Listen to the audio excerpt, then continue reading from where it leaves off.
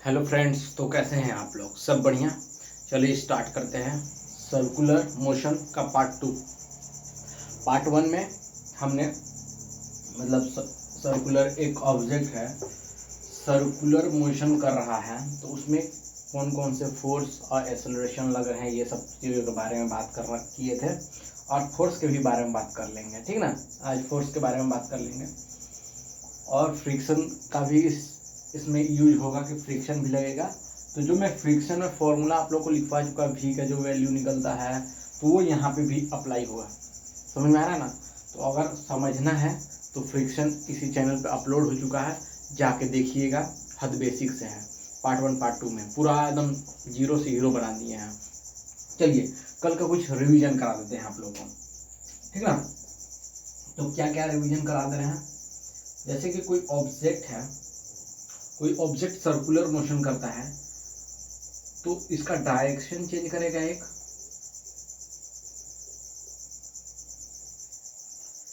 Direction change करेगा।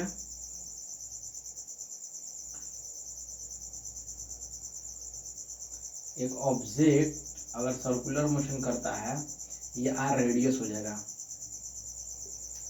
ठीक है। ध्यान दीजिएगा इधर, ये ऑब्जेक्ट अगर मूव कर रहा है तो इस ऑब्जेक्ट का कुछ तो डायरेक्शन चेंज होगा। डायरेक्शन चेंज होगा तभी ना सर्कुलर पाथ। तो इधर की तरफ लगेगा, सेंटर की तरफ एक एक्सेलरेशन लगता है, सेंट्रीपिटल एक्सेलरेशन। और ये v वेलोसिटी से जा रहा है, तो इसको स्पीड अप स्पीड डाउन करने के लिए एक एक्सेलरेशन लगता है, इसके पैरेलल और एंटी पैरेलल, जिसको कहते हैं टेंजेंशियल एक्सेलरेशन, ठीक है। इतना पढ़ा चुके थे। अब हमारा आता है वेलोसिटी की बारी। इसमें देखो दो इसमें हमारा बैलेंस लगता है। एक होता है सेंटर की तरफ जो फोर्स लगता है उसको कहते हैं सेंट्रीपिटल फोर्स। एक जो फोर्स लग रहा है सेंटर की तरफ उसको कहते हैं सेंट्रीपिटल फोर्स। सेंट्रीपिटल फोर्स जो सेंटर की तरफ लगे कि ये ऑब्जेक्ट बैलेंस है, गिरे उड़े ना। जैसे कोई मौत के कुएं में कोई ऑब्जेक्ट मूव कर रहा है तो उसको बैलेंस करने के लिए कुछ तो फोर्स चाहिए ना भाई। अगर फोर्स नहीं लगेगा, एक सेंट्रीपिटल एक सेंट्रीफ्यूगल, फोर्स का नाम चेंज हो रहा है। बाकी दुनिया के जितने भी होंगे, जितने भी हमारे जितने भी ऑब्जेक्ट है, अर्थ भी अगर रिवॉल्व कर रहा है तो सेंट्रीपिटल की वजह से। Got it my point? मैं क्या बोल रहा हूँ, जो भी ऑब्जेक्ट सर्कुलर पाथ करेगा उस चीज को सेंटर की तरफ जो बैलेंस करके रखे, जो सेंटर की तरफ बैलेंस करके रखे उसको सेंट्रीपिटल फोर्स करते हैं। और जो सेंटर से दूर दोनों तरफ से बैलेंस होना चाहिए, एक इधर से भी एक इधर से भी, तब हमारा सर्कुलर पाथ करेगा, ठीक है। तो इन दोनों को बैलेंस करके रखने के लिए एक सेंटर की तरफ लगता है फोर्स, जिसको कहते हैं सेंट्रीपिटल, और जो सेंटर से दूर लगता है उसको कहते हैं सेंट्रीफ्यूगल। सेंट्रीफ्यूगल फोर्स, ठीक है। सेंट्रीपिटल और सेंट्रीफ्यूगल दोनों एक दूसरे के परपेंडिकुलर होता है, तभी हमारा ऑब्जेक्ट मोशन में रहता है। चलिए अब इसके बारे में बता रहे हैं। जैसे कोई ऑब्जेक्ट है, मूव कर रहा है, इसको बैलेंस करने के लिए एक फोर्स लगता है जिसको कहते हैं सेंट्रीपिटल फोर्स। अगर सेंट्रीपिटल फोर्स लग रहा है तो सेंट्रीपिटल फोर्स किसके बराबर हो जाएगा? एक्सेलरेशन, जो कि चेंज डायरेक्शन को चेंज कौन कर रहा है? ये ऑब्जेक्ट अगर मोशन में है, ये कांस्टेंट वेलोसिटी से ये मोशन में है, तो इसको डायरेक्शन चेंज करने में मदद कौन कर रहा है? Centripetal acceleration. बताया था ना कल के लेक्चर में, पार्ट 1 में। ये पार्ट 2 है। तो पार्ट 1 में बताए थे कि ये चेंज इन डायरेक्शन, सिर्फ डायरेक्शन चेंज करेगा। तो मान लीजिए कि सेंट्रीपिटल फोर्स क्या होता है?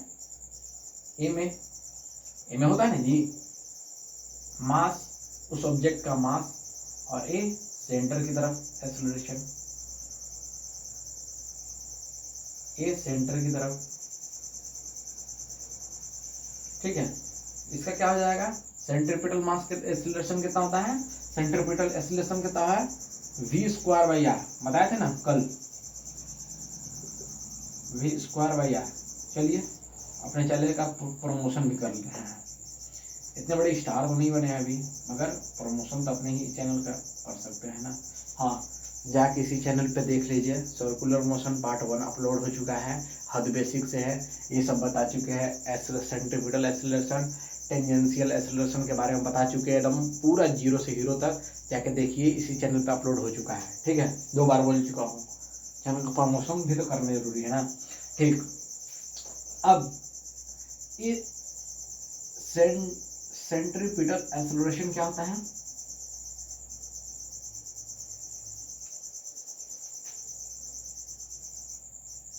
v²/r, ये तुम्हारा क्या हो गया? Centripetal force. इसको नोट कर लीजिए, स्टार लगा के इतना नोट कर लीजिए, इसको मिटा देना। ठीक है, अगर ये देखिए, कोई दुनिया में ऐसा नहीं है जहाँ फ्रिक्शन ना हो, हर जगह पे फ्रिक्शन है। अगर चाहे कुछ भी हो, अगर हम इस, ठीक है, इस टेबल पे अगर एक बॉक्स भी रख रहे हैं ना, तो इस पे भी फ्रिक्शन लगेगा। और इसके ऊपर भी एक डब्बा रख दे रहे हैं, तो इस पे भी फोर्स लगेगा। अगर इस पे भी कॉइन रख दे रहे हैं, कॉइन, इस पे भी फोर्स कर रहे हैं। हर जगह फ्रिक्शन है, ऐसा कोई दुनिया में चीज नहीं है जिसपे फ्रिक्शन ना है। अगर कोई ऑब्जेक्ट भी छोटा सा अगर हम इस बोर्ड पे भी रख दे रहे हैं हाथ, तो इस पे भी फ्रिक्शन लगेगा। माइक्रोस्कोपिक में देखेंगे तब पता चलेगा कि एक ये पकड़ के रख रहा है, मतलब एक दूसरे को एकदम ज्वाइंट करके रख रहा है। समझ में आ रहा है ना? What is my point? ठीक, तो कोई भी ऑब्जेक्ट ऐसा नहीं है कि जिसमें फ्रिक्शन ना हो, हर चीज में फ्रिक्शन लगता है। यहाँ पे कोई ऑब्जेक्ट रख दिया तो इसमें भी फ्रिक्शन लगेगा, इस पे रख दिया तो इस पे भी फ्रिक्शन लगेगा, हर ऑब्जेक्ट पे फ्रिक्शन लगेगा। तो हम कह रहे हैं कि अगर कोई ऑब्जेक्ट सर्कुलर मोशन कर रहा है, ठीक है, देख लेते हैं कैसा क्वालिटी आ रहा है। ठीक है, कोई भी अगर ऑब्जेक्ट हो तो उसमें हमको फ्रिक्शन लगेगा। तो फ्रिक्शन का वेलोसिटी क्या निकाले थे? वेलोसिटी फ्रिक्शन के लिए कुछ भी अगर फ्रिक्शन दिया रहेगा, कोई भी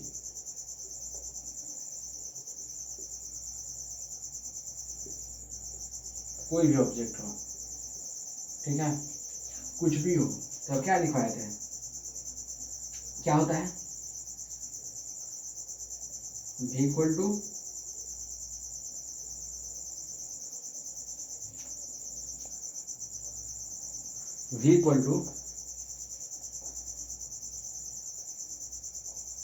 इंक खत्म हो गया, रुकिए इंक डाल लेते हैं, मगर 1 मिनट देख लेते हैं,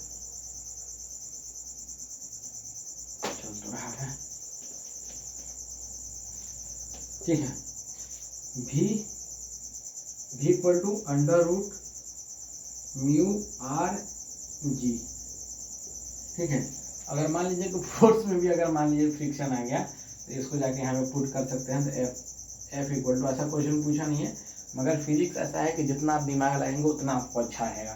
तो v का स्क्वायर कर देंगे, क्या हो जाएगा? m, r का स्क्वायर हो जाता r g, और म्यू तो अलग से हो गई म्यू। तो अगर फोर्स लगाना है और उसमें फ्रिक्शन दिया है, ये दिया है, ये सब दे दिया है, हमारा ये हो जाएगा। इसको भी नोट कर लिया, ऐसा कोई लिखवाता नहीं है, मगर एक मान लीजिए कि फोर्स निकालने के लिए कह देगा और म्यू दे देगा, तो ये फॉर्मूला लग जाएगा। यहाँ पे v का वेलोसिटी फॉर्म कर देंगे, क्या हो जाएगा? v square equal to mu r g।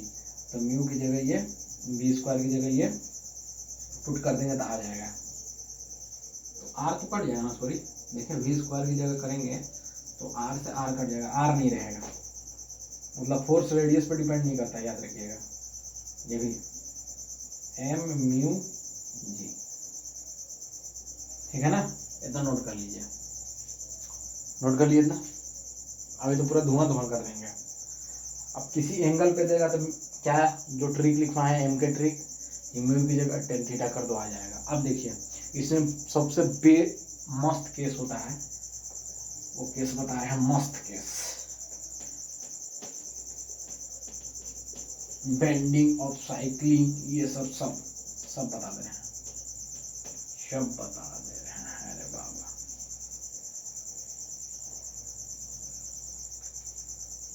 ठीक है,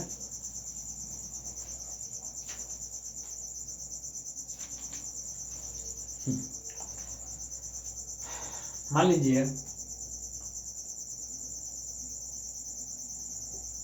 1 मिनट में इंक डाल लेता हूँ, 1 मिनट। ठीक है, इसका स्पेशल केस।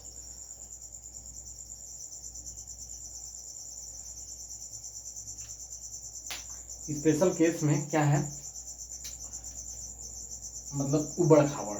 उबड़ खाबड़ मतलब जानते हैं, कभी ढलाई है, कभी चढ़ाई है, कभी चढ़ाई है, कभी ढलाई है, कभी चढ़ाई, कभी ढलाई। ऐसे वाले में क्या होता है सर्कुलर मोशन में, उसका यूज बता रहे हैं। ठीक है, एम का ट्रिक इसमें ज़्यादा होगा अप्लाई। दुनिया का कोई स्पेशल केस। इंक अभी तुरंत डाले हैं, चल नहीं रहा है। हाँ चलेगा। स्पेशल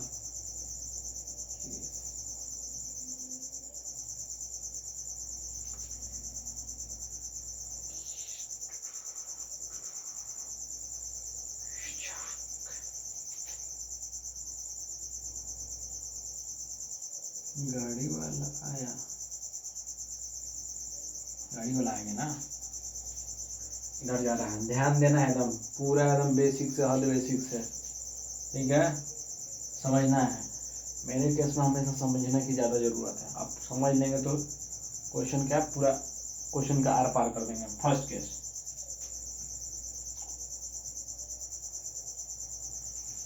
ठीक है, फर्स्ट केस।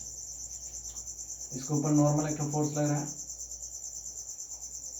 है ना।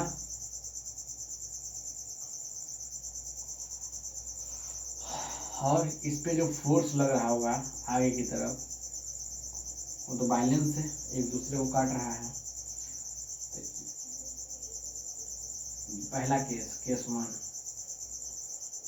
ध्यान दीजिएगा। जब ऑब्जेक्ट सीधे सीधे स्ट्रेट लाइन में हो, जब सीधे सीधे लाइन में हो, तब क्या हो जाएगा फोर्स इसका टुवर्ड द सेंटर लगेगा। तो एफ क्या हो जाएगा, mv² बाई आर, जब ये स्ट्रेट लाइन में हो। ठीक है, अब मान लीजिए कि यहाँ पे सेंटर होगा इसका। अगर इसको सर्कल बनाएंगे, इस ऑब्जेक्ट से ऐसा सर्कल लेके जाके बनाएंगे, ध्यान देना है। अगर मान लीजिए यहाँ पे तो सर्कल बनाएंगे तो यही सेंटर आएगा, क्योंकि स्ट्रेट लाइन में ना, तो इस स्ट्रेट लाइन को अगर सर्कल बनाएंगे तो यही पॉइंट आएगा ऑब्जेक्ट का।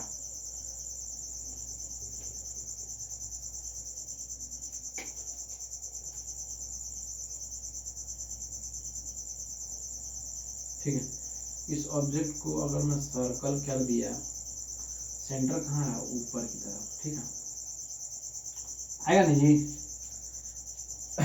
ठीक है, ये ऑब्जेक्ट यहाँ गया गड्ढे में,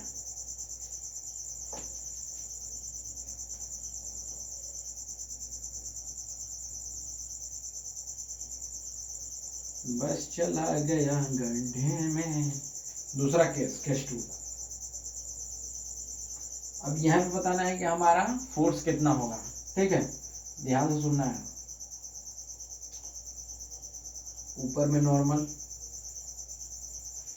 ठीक है, ऊपर में नॉर्मल लगेगा इस ऑब्जेक्ट के लिए भी, सब के लिए ऊपर की तरफ, सेंटर की तरफ। और एफ सी हमारा किधर होता है, टुवर्ड द सेंटर। ठीक है, कोई दिक्कत।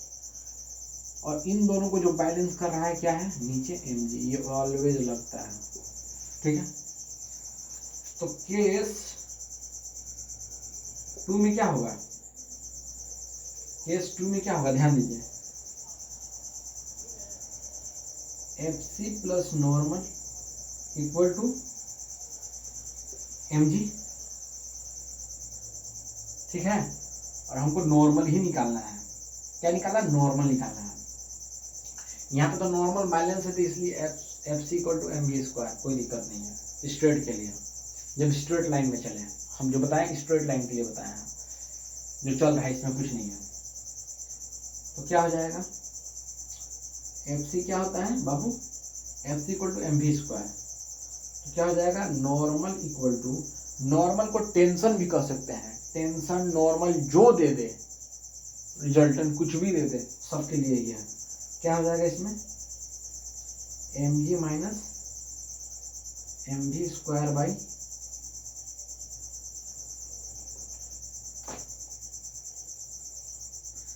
mv square by R. ठीक है, दिख रहा है ना, दिख तो रहा है एचडी क्वालिटी में। फिर अब इसको यहाँ ले आए तो n इक्वल टू m दोनों में कॉमन ले लीजिए, g minus G square by R.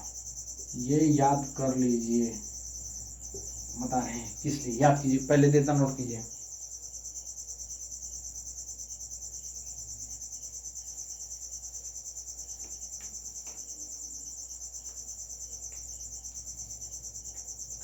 ठीक है, इतना नोट कर लीजिए पहले।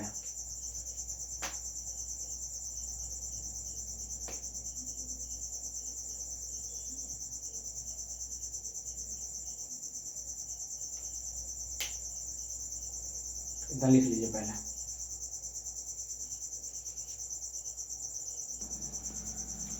ठीक है, ये सेंट्रीपिटल के लिए निकाल रहे हैं, सेंट्रीफ्यूगल के लिए नहीं। सेंट्रीफ्यूगल फोर्स क्या होता है, जैसे अभी मैं आपको बताया था ना, अगर कोई ऑब्जेक्ट है सर्कुलर पाथ पे, तो एक ऑब्जेक्ट को लगा रहा है सेंट्रीपिटल फोर्स इधर सेंटर की तरफ, एक सेंटर से दूर। ठीक है, अब ये होता है जो दूर हो जाए वो सेंट्रीफ्यूगल होगा। और हम ये एक टाइप का फोर्स नहीं है, बस ये बैलेंस करके रखा है हमारे ऑब्जेक्ट को। ठीक है, तो हमारे जो हम लोग के जो टीचर पढ़ाते हैं वो सेंट्रीफ्यूगल में पढ़ाते हैं, हम सेंट्रीपिटल में पढ़ा दिए हैं, तो इसलिए मैं सेंट्रीफ्यूगल में हम पढ़ा देगा। सेंट्रीपिटल एक फोर्स है, मगर सेंट्रीपिटल में आप लोग को नहीं जानना है, समझ में आ रहा है ना। सेंट्रीपिटल में निकाले हैं हम, मगर सेंट्रीपिटल में हमको जानना नहीं, सेंट्रीफ्यूगल में जानना है। ठीक है, इसको मिटा दे रहे हैं ना। सेंट्रीपिटल और सेंट्रीफ्यूगल दोनों का फोर्स सेम ही होता है।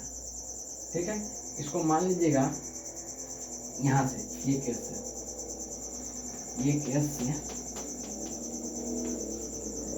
केस से दोनों सेम ही फोर्स है, मगर दोनों को बैलेंस। ये क्या हो जाएगा, सेंट्रीफ्यूगल। ठीक ना, सेंट्रीफ्यूगल फोर्स। सेंट्रीफ्यूगल फोर्स क्या होता है, अवे फ्रॉम द सेंटर। क्या होता है, ध्यान दीजिएगा, सेंट्रीपिटल टुवर्ड द सेंटर। ये क्या था, centrifugal force away from the centre. ये सेंटर से दूर लगता है, और हमारे जितने भी टीचर पढ़ाए हैं सब सेंट्रीफ्यूगल के लिए पढ़ाए, सेंट्रीपिटल के लिए नहीं। पहले इतना नोट कीजिए, हम सेंट्रीपिटल के लिए पढ़ा दिए थे, उसके लिए सॉरी। ठीक है, यहाँ से मिटा दे रहे हैं, अब मजा आएगा। ठीक है, ठीक है ना, वो भी जानिए, वो कंसेप्ट जानना जरूरी है, ऐसा नहीं है। अगर मान लीजिए कोई अर्थ रिवॉल्व कर रहा है तो किसके वजह से, सेंट्रीपिटल की वजह से, समझ में आया। इस सर्कुलर के स्पेशल केस में आपको पढ़ाया जाता है ये। ठीक है, यहाँ ऑब्जेक्ट आया मेरा, ठीक है, ये ऑब्जेक्ट आया, व्हाट इज माय पॉइंट, ये ऑब्जेक्ट आया तो एक तो ऊपर की तरफ नॉर्मल लगेगा बाबू, यहाँ पे सेंटर आया सर्कल का, ये सेंटर बनेगा, तो सेंटर से दूर कौन सा लगेगा, सेंट्रीफ्यूगल फोर्स। ठीक है, और नीचे एक mg लगेगा ना, दोनों सेम है। ठीक है, दोनों सेम है, हम सेंट्रीपिटल के लिए पढ़ा दिए थे। बार बार बोल रहा हूँ, ये मत सोचिए कि आप क्या पढ़ा दिए सर, गलती हो गया। गलती नहीं, वो भी सही है, मगर मैं सेंट्रीपिटल के लिए पढ़ाया और हम लोग के टीचर पढ़ाते हैं सेंट्रीफ्यूगल के लिए। Centrifugal away from the centre. ठीक है, तो अब क्या होगा, नॉर्मल निकालेंगे तो क्या निकलेगा, इसमें दोनों F C plus M G क्या हो जाएगा, M V square by R plus M G. इन दोनों में से कॉमन ले लेंगे तो बाबू बचा, ले लीजिए, एम कॉमन ले लेंगे तो V square by R plus G. तो अब इसका मीनिंग समझे, पहले इतना नोट कर लीजिए आप। मतलब जब गड्ढे में जाएगा, कोई भी चीज गड्ढा, अगर ये गया तो एक गड्ढे में चला गया ना, जब गड्ढे में जाएगा तो प्लस होगा, और जब हाई लेवल पे जाएगा तो हमारा क्या होगा, माइनस। ठीक है, अभी इसका पूरा समराइज कर देंगे, कोई दिक्कत नहीं है। नोट कर लिए। अब तीसरा केस, मान लीजिए यहाँ पे चला गया, ये ऑब्जेक्ट यहाँ पे आ गया, बस है रे बाबू भैया। इसका सेंटर बनाएंगे तो कहाँ बनेगा, देखिए यहाँ पे सेंटर बनेगा। ठीक है, ध्यान दीजिए।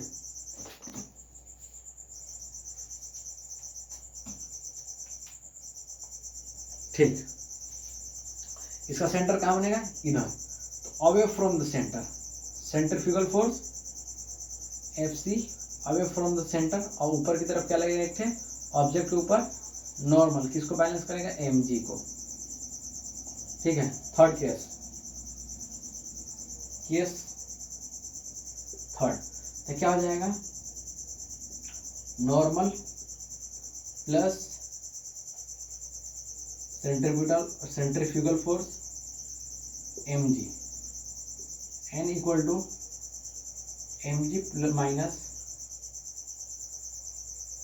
mv स्क्वायर बाई आर, मतलब कि m कॉमन लो तो g minus v square by R, मतलब नॉर्मल हो जाएगा, ये नॉर्मल, यहाँ नॉर्मल, इसको स्टार लगा के बाबू दिलो दिमाग में भैया बसा लो। अभी ट्रिक भी दे रहे हैं, एम का ट्रिक, पहले इतना नोट कर लीजिए। ठीक है, मिटा दे रहे हैं, इसको मिटा दे रहे हैं।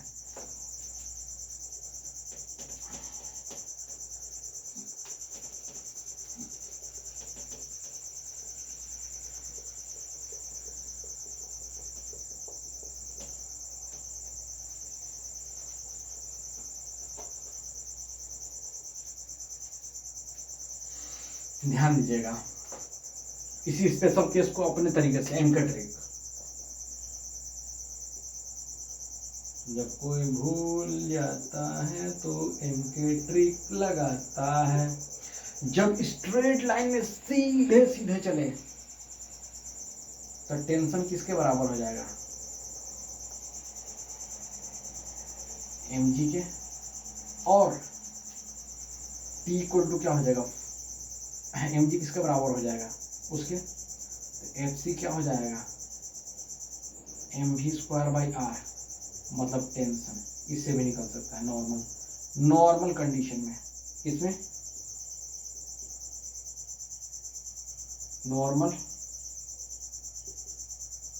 कंडीशन में, मतलब स्ट्रेट लाइन में सीधे सीधे में। अब देखो,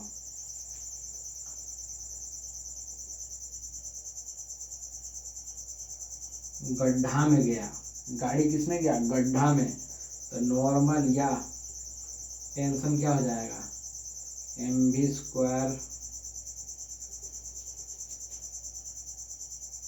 M G plus M V square by R. इसको एम का ट्रिक से याद करेंगे। जब हाई लेवल पे किया, ऊंचाई पर, ऊंचाई, तो क्या हो जाएगा, n equal to T equal to M G minus M V square by R. ये दुनिया को कोई काट ही नहीं सकता, मतलब इतना इम्पोर्टेंट याद रखिएगा। गड्ढा प्लस ऊंचाई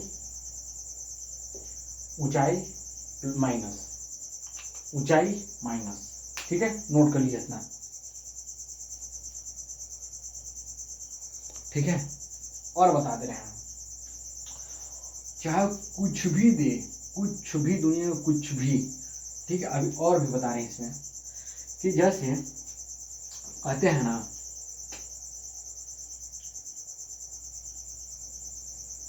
ध्यान देना है। अभी हम लोग सर्कुलर मोशन में ही v का 2-3 फॉर्मूला पढ़ चुके थे ना, तो उसमें भी और कंडीशन है कि वो सब कंडीशन जानना जरूरी है, मतलब अपने दिमाग से भी कुछ सोच सकते हैं आप। कि जैसे कि फोर्स का हम क्या पढ़े थे, फोर्स का क्या पढ़े, एम वी स्क्वायर आर, ठीक है। तो v को क्या पढ़े थे, रिलेशनशिप क्या पढ़े थे, v इक्वल टू ओमेगा। तो v इक्वल टू ओमेगा लिखेंगे तो क्या हो जाएगा, v omega square R square by R. इसे काट देंगे तो क्या बनेगा, m equal to omega square r, मतलब ये समझ में आया। जब कोई ऑब्जेक्ट सर्कुलर मोशन पे कर रहा है, एंगुलर एक्सेलरेशन, ये क्या हो जाएगा, मास, ये क्या हो गया, रेडियस, ये क्या हो गया, एंगुलर वेलोसिटी। क्या हो गया बाबू, एंगुलर वेलोसिटी। ध्यान देना, अपना भी कुछ दिमाग लगाना, कुछ छूट जाए तो उसके लिए मैं सॉरी, मगर अपने तरीके से मैं पढ़ा चुका हूँ सब, प्रीवियस लेक्चर देखिए, उससे सब समझ में आएगा। अगर मान लीजिए, अब सुनिए, mv स्क्वायर r, अगर मैं इसको बढ़ाऊंगा तो हमारा नॉर्मल फोर्स का कंडीशन क्या होगा, घटेगा। अगर मैं इसको बढ़ाऊंगा, नेगेटिव का वैल्यू बढ़ाऊंगा, तो ये हमारा घटेगा। अगर इस वाले में जब गड्ढे में जाता है, सोचो सोचो सोचो, जब गड्ढे में जाता है तो स्पीड क्यों हो जाता है, क्योंकि दोनों प्लस होता है।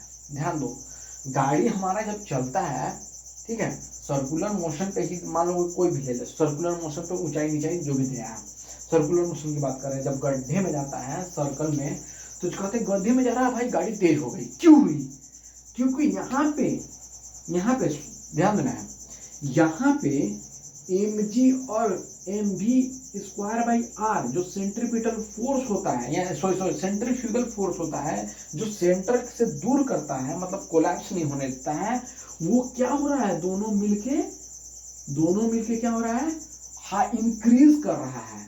तो इंक्रीज करेगा तो हमारा टेंशन क्या होगा, इंक्रीज करेगा, इसके कारण इंक्रीज करेगा। अब सुनो, ऊंचाई, जब गाड़ी हमारा स्पीड होता है, ऊंचाई पे चढ़ता है, जैसे हाई हिल एरियाज पे, तो गाड़ी स्लो डाउन होता है। क्यों होता है, क्योंकि हमारा mv स्क्वायर का वैल्यू बढ़ता है, दूर और खींचेगा ना, सेंटर से और दूर खींचेगा, तो और दूर खींचेगा मतलब दूर अवे करेगा। क्या करेगा, अवे, सेंटर से अवे करेगा। ध्यान देना है, सेंटर से ये क्या करेगा, अवे करेगा। अवे करेगा तो एनर्जी ज्यादा खींचेगा, तो एनर्जी ज्यादा खींचेगा तो ये क्या होगा, ये ज्यादा होगा तो ये क्या होगा, डिक्रीज होगा। इसलिए मेरा गाड़ी जब भी ऊंचाई पे चढ़ता है तो क्या होता है, स्लो डाउन होता है। अब समझे क्यों मेरा स्लो डाउन, क्यों मेरा हाई हो जाता है, क्योंकि उसमें mg plus mv square increase करने लगता है, इसमें क्या करता है, डिक्रीज करने लगता है। कोटिंग में पर अगर मान लो उसी में एंगुलर वेलोसिटी निकालने के लिए दे दे, किसी एंगल पे ऐसे अगर हो रहा है, ऐसे रोड बना है कि एक ढलाई, एक ऊंचाई ऐसे बना है, इस पे निकालने के लिए दे दे एंगुलर वेलोसिटी, तो कैसे निकालेंगे, इस तरीके से। इसको भी नोट कर लीजिए, अपना भी कुछ दिमाग लगाना है। कुछ छूट गया तो इसका नहीं है मतलब है कि आप कुछ बताएंगे नहीं, कुछ छूट सकता है यार, पीपीटी से मैं नहीं पढ़ा रहा हूँ ना, मेरे पास स्मार्ट बोर्ड नहीं है ना, लिख के पढ़ाना होता है। जितना मेरे दिमाग में रहेगा वो पूरा दूंगा कंटेंट। छूट गया, एक दो को कंटेंट छूट सकता है, मगर ज्यादा नहीं छूटेगा। ठीक है, इतना नोट कर लीजिए, नोट कर लिए, मिटा दे इसको, मिटा देना।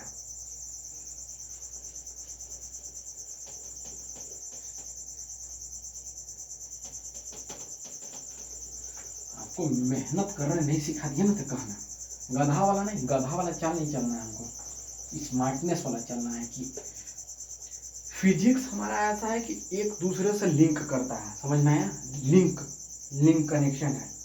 अब देखिए, हम आपको क्या बताए थे, अगर इंक्लाइन हो और नहीं इंक्लाइन हो, मतलब कोई भी इंक्लिनेशन में या सर्कुलर जो भी होगा, अब फ्रिक्शन अगर अप्लाइड है, when friction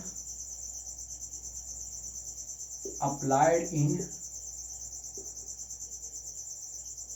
circular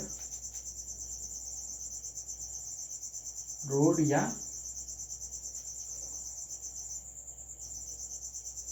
banking of road या कर्व्ड, मतलब सर्कुलर हो गया, वही उतना ही है। ठीक है, इतने पे तो हमको कुछ नहीं करना है, कुछ भी नहीं करना है बाबा, कुछ करने की हमको जरूरत ही नहीं है। ठीक है, इतना नोट कर लिया।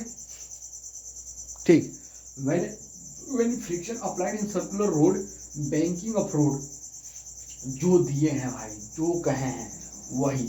v का फॉर्मूला क्या लिखवाए थे, v इक्वल टू लिखवाए थे under root mu R G, v square क्या हो जाएगा, वी स्क्वायर क्या हो जाएगा, म्यू आर जी, ठीक है।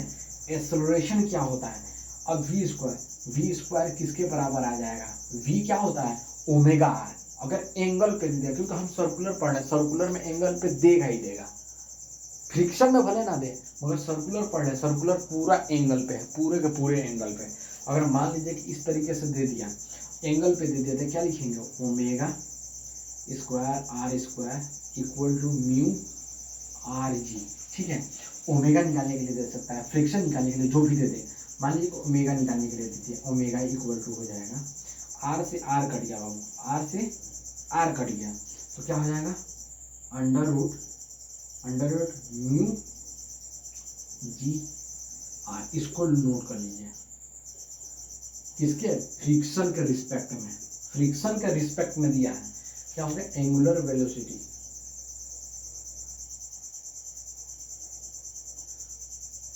इतना दिमाग को यूज कर सकते हैं, 11th में आएंगे, ठीक है। अभी और सुनिए, अभी और सुनिए, फ्रिक्शन जो निकलवाए थे अभी फोर्स के लिए तो निकाल लेंगे, तो एम वी स्क्वायर से निकाल लेंगे ना, ठीक। अब अभी और सुनिए, अब मान लीजिए किसी एंगल पे दे दिया, एंगल के लिए क्या मैं ट्रिक बताया हूँ, जो म्यू दिया है एक्सेलरेशन भी दिखा दे रहा है, एक्सेलरेशन इक्वल टू क्या हो जाएगा, म्यू जी, ठीक है। एक्सेलरेशन अगर एंगुलर एक्सेलरेशन निकालने के लिए दे देगा, तो क्या लिखेंगे, alpha R equal to mu G, तो अल्फा क्या हो जाएगा, म्यू जी बाई आर। इतना नोट कर लीजिए, ये हो जाएगा आपका एंगुलर अल्फा, मतलब एंगुलर एक्सेलरेशन, ये क्या हो जाएगा, फ्रिक्शन, ये क्या हो जाएगा, रेडियस। इसका हमेशा टेल लेते हैं, नोट कर लीजिए बाबू, नोट कर लिए इतना, नोट कर लिए। अब एकदम सुर पकड़े हैं तो पूरे एकदम रपेट के रख देंगे, अभी मतलब रुकना नहीं है, इतना नोट कर लिए, मिटा दे इसको, मिटा दे। When friction applied in circular path road and banking, अभी कुछ एंगल की बात नहीं हो रही है, विदाउट एंगल है, यहाँ पे लिख दे रहे हैं, सब विदाउट एंगल है,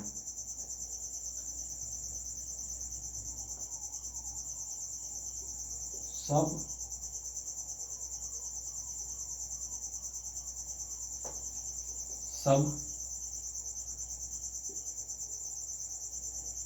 विदाउट एंगल है।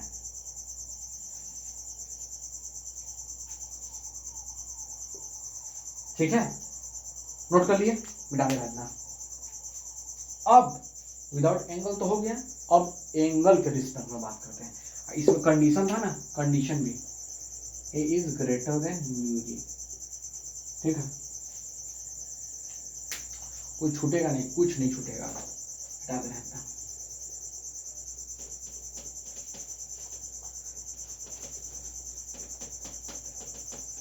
कैसे बता दूं, बैंकिंग है बाबू, बैंकिंग मतलब वो वाला बैंक ही नहीं रहा बाबा, चले गए रसीद लेके पैसा कटवाने, बैंकिंग मतलब कार्ड। अब देखो विथ सब कुछ एंगल पे, विथ एंगल, ठीक है, एंगल पर कोई कर्व सरफेस से सर्कुलर मोशन कर रहा है एंगल पर, तो क्या लिखे थे, v equal to under mu के लिए क्या हो जाएगा, टेन थीटा। अरे एम का ट्रिक है भाई, नहीं समझ में आया, इसी चैनल पे अपलोड है, फ्रिक्शन जाके देखिए। अब फ्रिक्शन में नहीं होगा तो न्यूटन लॉज ऑफ मोशन में तो पक्का समझा दिए होंगे, इतना मेरे को याद नहीं है किसमें, मगर ज़्यादातर मेरे को याद है फ्रिक्शन में ही समझा है। जाके देखिए, हद बेसिक से है पूरा का पूरा, इसी में पार्ट 1 या 2 में होगा, ठीक है, जाकर देखिए, हद बेसिक से पढ़ाए हैं और पूरा बताए हैं कि म्यू की जगह कैसे टेन थीटा होता है, समझ गए, क्या हो जाएगा आर जी। अब इसको स्क्वायर कर देंगे बाबू, वी स्क्वायर हो जाएगा tan theta by R G. V क्या आता है, omega square R square equal to tan theta R G. Omega equal to क्या हो जाएगा, अंडर रूट आर से आर कट गया, एक आर से एक आर, तो क्या हो जाएगा tan theta G by R. सब फिजिक्स भी फॉर्मूला बेस होता है, आपको समझ में आया? ये सब सोच रहे हो क्या, यही सब आता है नीट में, ठीक है।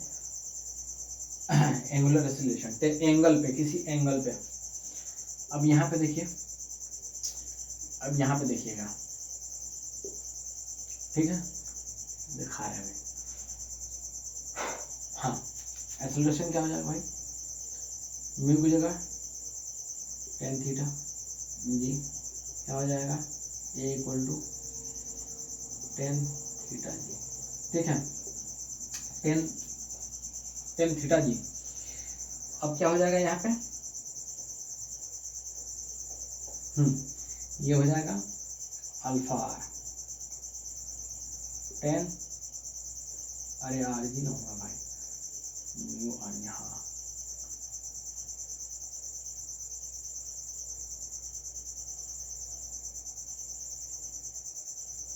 ठीक ठीक ठीक, क्या आ जाएगा थीटा आर,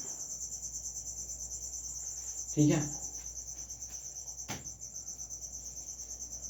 और रुको और रुको और रुको और रुको, एक्सेलरेशन क्या होता है एम वी स्क्वायर बाई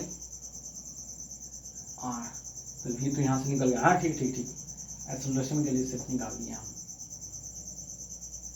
हाँ ठीक ठीक ठीक ठीक ठीक है, ठीक है।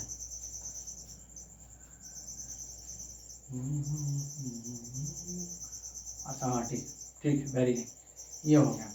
अगर मान लो कि इसी में कह दिया एंगल पे विदाउट एंगल दोनों बता दे रहा है, म्यू के बोल देंगे टाइम निकालो, तो टाइम क्या होता है omega equal to 2 pi by T.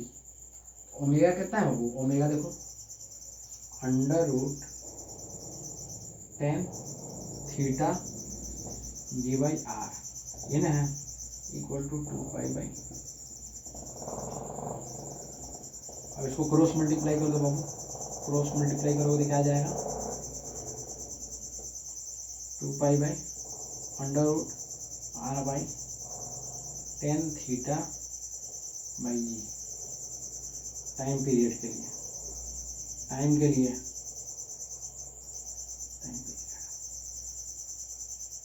Time के लिए मतलब पीरियड मत लिखो, टाइम लिखो, टाइम पीरियड, ठीक है, समझ में आएगा।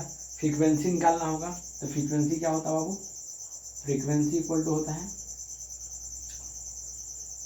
ओमेगा इक्वल टू कितना होता है, omega equal to 2 pi F, यहाँ से निकल जाएगा, ये होता है फ्रीक्वेंसी, ठीक है, इतना नोट कर लीजिए। अब इस पर एक लास्ट को कंसेप्ट बचता है, उसको करा के 2-3 क्वेश्चन कराएंगे, बस हो गया।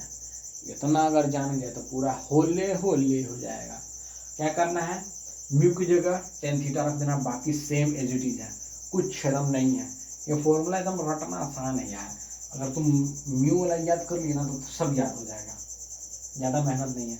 और इस पर एक आता है बैंकिंग का वी मैक्सिमम और वी मिनिमम, कितना वेलोसिटी मैक्सिमम होना चाहिए, कितना मिनिमम होना चाहिए, ठीक है। हम लोग अभी उसका पढ़े, नॉर्मल पढ़े कि नॉर्मल कितना होगा हाई स्पीड का, और उसमें वेलोसिटी निकालना है कि स्पीड क्यों और कम ज़्यादा होता है, ठीक है, इतना नोट कर लीजिए, ठीक है, इसको मिटा देंगे, नोट कर लीजिए, ठीक है। Car on rough inclined plane नहीं, तो वी मैक्स क्या होता है, वी मैक्स मैक्सिमम में हमेशा प्लस होता है अंडर रूट, अरे पढ़े थे ना आर जी, आर जी को बाहर निकाल दिए भाई, आर जी, ठीक है, ठीक है, आर जी को बाहर निकाल दिया। अब इस पे देखिए होले होले tan theta plus mu plus 1 minus mu tan theta, मतलब टेन थीटा और म्यू दो अलग अलग एंगल के लिए है, म्यू अलग है ये अलग है, दो एंगल जब देगा मतलब कि कहेगा कि कोई ऑब्जेक्ट इंक्लाइन कर रहा है तो उस पर दो एंगल बना रहा है। एंगल ऑफ रिपोज मतलब जैसे कि कोई ऑब्जेक्ट है, ठीक है, इस एंगल पर है, मान लीजिए कि थीटा है। तो रिपोज होता है कि जैसे ये ऑब्जेक्ट है, ठीक है, इसको उठाते जा रहे हैं, इसको ऊपर करते जा रहे हैं, तो ये किस एंगल पर ये सुनो, ये इंक्लाइन सरफेस है, इस किसी एंगल पर रखा हुआ ये एंगल है, ठीक है। इस ऑब्जेक्ट को अगर हम उठाते जाएं इस वाले, अगर मान लो कि इस पे एक पेन रख लिया, एक मिनट, ये ऐसे पेन है, यहाँ पे एक ऑब्जेक्ट है, इस पे कुछ ऑब्जेक्ट रख दिया ऊपर में, समझ में आ रहा है, इस पे ऑब्जेक्ट, इसको कितना पहले एंगल इतने एंगल पे है, एंगल एक थीटा है, मान लीजिए थीटा एंगल पे ऑब्जेक्ट नहीं स्लाइड कर रहा है, और इसको धीरे धीरे उठाने लगे, और ये ऑब्जेक्ट इसके ऊपर जो रखा है वो स्लाइड करने लगे, वो एंगल ऑफ रिपोज कहता है कि जब किसी ऑब्जेक्ट को रख रहे हो और इसको ऊपर इंक्रीज करते जा रहा हो तो वो ऑब्जेक्ट नीचे की तरफ स्लाइड करता है, उसको कहते हैं एंगल ऑफ रिपोज। तो यही बोल रहा है कि रफ इंक्लाइन में एक जो एंगल है जो हमारे ऑब्जेक्ट को बैलेंस करके रखे, जो ऑब्जेक्ट को एकदम स्टिक रखे कि मूव ना करने दे, गिरने ना दे, मतलब सर्कुलर मोशन में अगर कहीं आता है ना कि अरे यार आगे जाके लेफ्ट मुड़ना है, टर्निंग, बहुत बड़ा टर्निंग पॉइंट है जिसको कहते हैं टनल जैसा पॉइंट है, उस पर एकदम पूरा मुड़ा कैसे करना है, तो उस समय क्या करता है, ये एंगल ऑफ रिपोज एंगल जो नॉर्मल एंगल है वो दोनों बैलेंस करके रखता है कि हमारा कभी ऑब्जेक्ट गिरे ना, समझ में आया। तो उसी दो एंगल के बीच में दिया है कि इतना फ्रिक्शन है और इस एंगल पर है, समझ में आया, सुनाई दे रहा है तुम लोग को, मतलब कि ये किसी एंगल पे है और इस पे फ्रिक्शन आ रहा है, तो V मैक्सिमम इतना होना चाहिए tan theta plus mu 1 minus mu tan theta, यानी कि फ्रिक्शन, ठीक है। और एंगल ऑफ रिपोज जो किसी एंगल पे आगे इंक्रीज करने पे वो ऑब्जेक्ट स्लाइड करने लगे, वो एंगल ऑफ रिपोज होता है, और इस पे मिनिमम लिखा है, ये मैक्सिमम है, इतने पे होगा तब आपका नहीं होगा। क्यों नहीं होगा, क्योंकि हमारा ऊपर का एंगल अगर इंक्रीज करेगा तो ये भी तो इंक्रीज करेगा, इसको नहीं बढ़ने देना है, ये चीज को बढ़ने नहीं देना है, समझ में आया। नोट करिए, इतना नोट कीजिए पहले,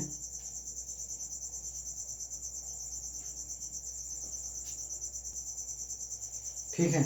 और अंडर रूट में है तो कितना हो, प्लस माइनस कुछ कोई भी वैल्यू है तो प्लस ही मिल जाएगा, ठीक है, उससे कोई दिक्कत नहीं है। वी मिनिमम में ऊपर माइनस नीचे प्लस,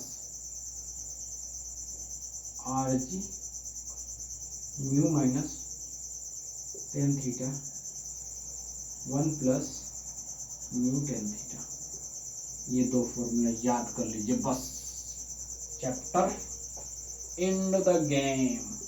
इसमें 2-3 क्वेश्चन करा रहे हैं, उसको नोट कर लीजिए बस, इतने ही है ये फॉर्मूला, क्योंकि अब मिनिमम हमको इतना लगाना है कि ये हमारा इंक्रीज करे, समझ में आया। मिनिमम ये करना है कि ये हमारा इंक्रीज करे तो ये हमारा डिक्रीज करेगा, और ये भी डिक्रीज करेगा, तब हमारा बैलेंस रहेगा, वेलोसिटी इतना मिनिमम। और हमको मैक्सिमम में इतना रखना है, ये भी इंक्रीज करे, ये भी इंक्रीज करे, और ये डिक्रीज करे, समझ में आ रहा है। यूनिवर्सली प्रोपोर्शनल में होता है, जो माइनस होता है उसको डिक्रीज करना है, जैसे उसमें गड्ढे में का तो प्लस हो गया, तो प्लस क्यों हुआ भाई, क्योंकि दोनों इंक्रीज कर रहा है, समझ में आया। ये याद कर लीजिए आप लोग, और याद करने का मैक्सिमम में प्लस होता है ऊपर की तरफ, और उसी का जस्ट ऑपोजिट नीचे की तरफ होता है, और मिनिमम में minimum minus MINUS minus, minimum minus, ऊपर में माइनस, ऑपोजिट में नीचे प्लस, समझ में आया। मिनिमम में माइनस, मिनिमम को कैसे लिखते हैं, MINUS लिख सकते हैं ना, तो मिनिमम में माइनस, तो ऊपर में क्या होगा माइनस और नीचे में प्लस हो जाएगा, ऑपोजिट साइड नीचे में, ठीक है। नोट कर लीजिए इतना।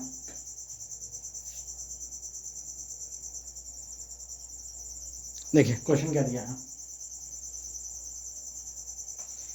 A car is moving on a horizontal circular road of a radius 0 meter 0.1 kilometer with a constant speed. If the coefficient of friction between the tire of car road is 0.4, then speed speed का formula क्या होता है, किसी angle पे नहीं देगा तो v equal to under root mu R G. ठीक है, तो रेडियस तुम्हारा कितना दिया है, कितना किलोमीटर, तो 1 किलोमीटर में कितना होता है 1000 मीटर।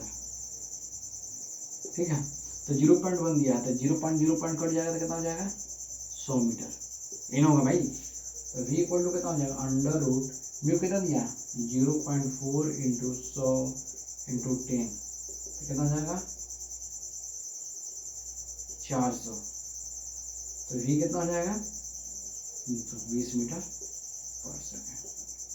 अब इसी में कुछ भी निकालने के लिए रहेगा तो निकाल सकते हैं, निकाल देंगे ना, v निकल गया तो v omega R, v equal to omega R, मान लीजिए को ओमेगा आर दिया है, v इक्वल टू क्या था ओमेगा आर, v कितना है भाई, v कितना है तुम्हारा 20, ओमेगा निकालने के लिए बोल दिया, r कितना है 100, कितना हो जाएगा ओमेगा इक्वल टू 20/100, ये कितना हो जाएगा 0.2 रेडियन पर सेकेंड। ठीक है, तो दिक्कत एक्स्ट्रा बता दे रहे एक्स्ट्रा कि और कोई क्वेश्चन दे दे तो निकल जाएगा ना, ये बताए ना बाबू।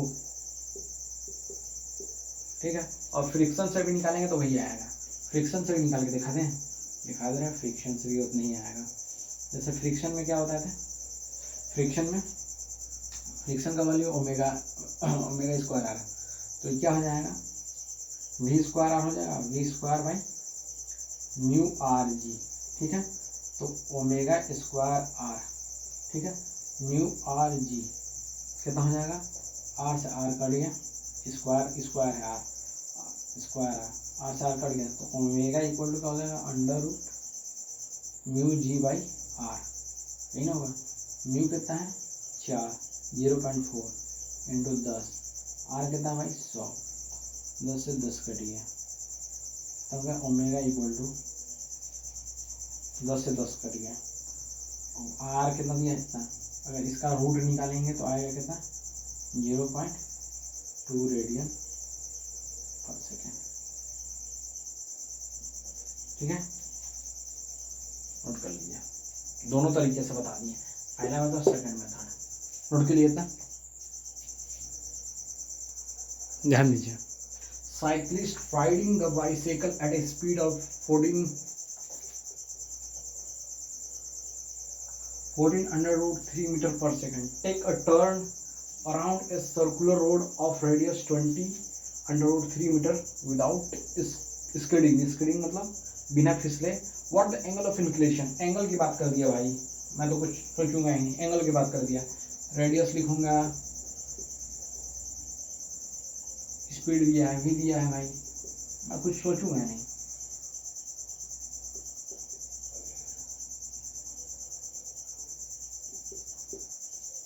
क्या दिया है, v equal to under root tan theta R ji.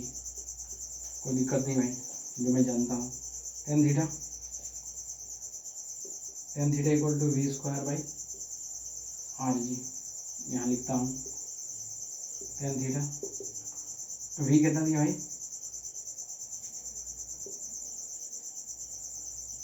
14 into 14 into under root 3 into under root 3 by R कितना हो जाएगा भाई 20 अंडर रूट 3, ठीक है, अंडर रूट 10 tan थीटा कितना हो जाएगा, निकालिए.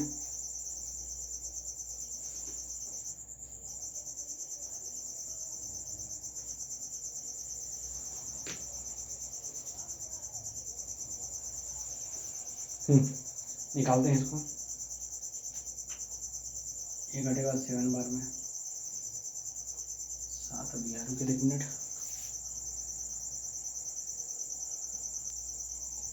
ठीक है, 7 कितने बार में, ये घटेगा 10, ये घटेगा 5. मान लीजिए कि 10 × 50 749, मतलब 50 दोनों अप्रॉक्सीमेटली है. ठीक है, 50 है ना, दोनों मान लीजिए अप्रॉक्स 50 ही आ जा रहा है. तो ये कट जाएगा, रूट से रूट कट गया, तो अंडर रूट 3 कैसे आता है, ट्रिग्नोमेट्री पता है, sine theta by cos theta. Sine theta का कितना वैल्यू होना चाहिए, जितना होगा उतनी, तो साइन थीटा का वैल्यू कितना लेना है 60, साइन 60 डिग्री, कॉस भी 60 डिग्री। ठीक है, तो हम हद बेसिक से पढ़ा रहे हैं, तो कितना आ जाएगा 60 डिग्री। कितना पे आएगा एंगल, कितना आ जाएगा बाबू, एंगल कितना आ जाएगा टेन थीटा 60 डिग्री। ठीक है, ये काय बदल रहे हैं, मतलब 7 7 या कटेगा नहीं, मतलब 7 7 से 49 और 50 आपस में कट जाएगा। ठीक है, नोट कर लिया इतना।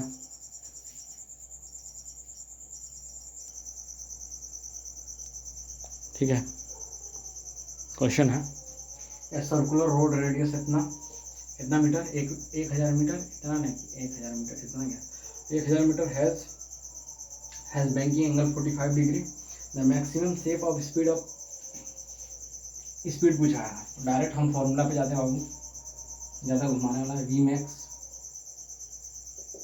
क्यू मैक्सिमम स्पीड दिया, ये तो under root mu g sorry R g, maximum है तो ऊपर में प्लस हो जाएगा 10 theta plus mu divided by 1 minus mu 10 theta. कोई दिक्कत नहीं, एक एक स्टेप कर रहे हैं ना, ध्यान देना है। Save the car having mass two, देखो मास दिया है भुलाने भटकाने के लिए, मास है इसमें, वेलोसिटी मास पे डिपेंड कर रहा है, ये यूज ही नहीं होगा, नॉट यूज, मगर हमको दे दिया तो बाप रे बाप, इसी पर ध्यान देना है आप लोग को। आर कितना है भाई, आर 1000, 10 थीटा 10 45 कितना होता है 1, म्यू कितना दिया है बाबा, अब 1.5। ठीक है, तो कितना हो जाएगा 10 1 प्लस 0.5 डिवाइडेड बाई 1 माइनस, इससे इंटू करेंगे तो कितना आएगा 1 से अगर कोई भी नंबर 1 इंटू 0.5 करेंगे तो 0.5 ही आएगा, कोई दिक्कत नहीं। यहाँ पे कर देगा V max under root 1000 into 10 1.5 D minus, अगर 0.5 करेंगे तो कितना जाएगा 0.5। ठीक, 5 से कट जाएगा 1000 इंटू 10 इंटू 15/5 कितना हो जाएगा 3। कोई दिक्कत, वी मैक्स अंडर रूट कितना हो जाएगा, अंडर रूट 3 है, और ये हो जाएगा 10,000 इंटू 5 15, ये ना। ठीक, 3, तो कितना आ जाएगा, यहाँ पे निकाल रहा, वी मैक्स कितना आ जाएगा 10,000 का तो बाहर निकल जाएगा 100 अंडर रूट 3 कितना होता है 7 कुछ होता है ना। तो ये आपका इतना निकल गया, ऐसे निकालेंगे तो 7 पॉइंट कुछ होता है तो कितना हो जाएगा अंडर रूट 3, ये आपका आंसर है, नोट कर लीजिए। ठीक है, सर्कुलर मोशन एकदम हद बेसिक से कंप्लीट हो चुका है, एकदम हद बेसिक से, और जितना क्वेश्चन कराया है वो क्वेश्चन को बार बार आपको करना है और बार बार रिवीजन करना है। ठीक है, और कहीं कहीं पे अगर नहीं समझ में आता है तो थोड़ा जूम कर लिया कीजिए, हर वीडियो में जूम करना है, क्योंकि अभी उतना अच्छा फैसिलिटी नहीं है मेरे पास, तो जितना हो सकता है उतना मैं कोशिश करता हूँ हद बेसिक से बताने की। और इस चैप्टर कंप्लीट हो गया, इसके बाद आपका वर्क एनर्जी पावर बच रहा है, और 11 तो पूरा बच ही रहा है, आधा तो अभी हुआ ही नहीं है, मतलब ग्रेविटेशनल जब कंप्लीट हो जाता है तब आपका आधा चैप्टर होता है, मगर अभी बाकी है। तो जितना क्वेश्चन करा है उसको बार बार देखिए और अपने से भी दिमाग लगाइए कुछ कंसेप्ट में। ठीक है, कहीं कहीं छूट गया होगा तो उसके लिए सॉरी, और जितना हो सके उतनी बार रिवीजन कीजिए, बार बार रिवीजन कीजिए, और अब गिव अप नहीं करना है, और पढ़ाई करते रहें। All the very best.